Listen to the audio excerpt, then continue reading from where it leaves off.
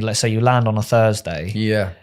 The weekend's coming up because you've then landed on that Thursday. You've got that Friday night. You've got that Saturday night. Yeah. Would you do a nightclub on the Friday and then a pool party like on the Saturday or Sunday? Or would you just go straight in with the Friday pool party and then give yourself a bit of a breather to then go wild on the Saturday? Do you know what? That's a good question, Brunty. And I get that question a lot.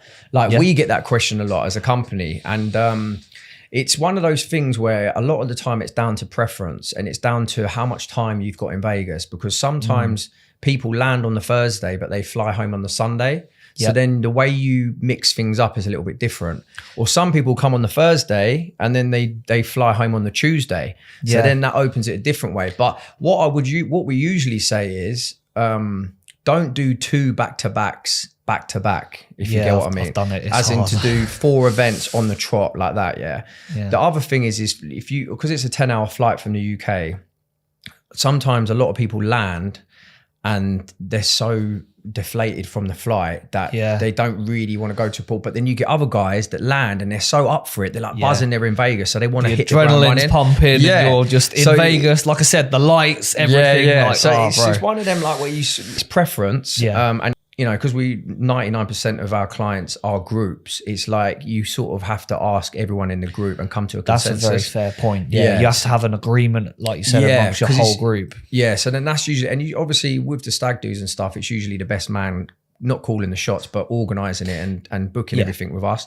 So I mean, if he just decided on his own front, right, we're going to go out on the first night, then pool party, then blah blah blah, the rest of the group might have like a concern about that. And obviously, the prices goes up per person. I was going to say as well, I was trying to point out that it's also down to the artists. If some of the big artists are not playing, if you wanted to go see, I don't know, someone like Tiesto, let's say, if he's not there on that weekend or that day, you're like, oh, I've got to now switch it to this because I want to see Tiesto on this day, and then I've got to see Calvin Harris another day. Oh, I guess we're just gonna have to put them both in. But do you know what? That's a good point as well, right? Because we get that a lot. So when people pre-book, especially if people want to get things like locked in a few months before they travel, what we say, and this is different to how, you know, when you book with the venues as well, if we get an itinerary lined up with you and we book stuff in, if closer to the time certain acts get announced, we can usually move your bookings like for like and free of charge to the new venue. Nice. So, and obviously if you paid online with, I don't know, say, I don't want to say any venues actually. No, but one of you the get venues, what I mean? If you paid with a venue, they'd probably decide to keep the deposit or the full balance because there's no refunds.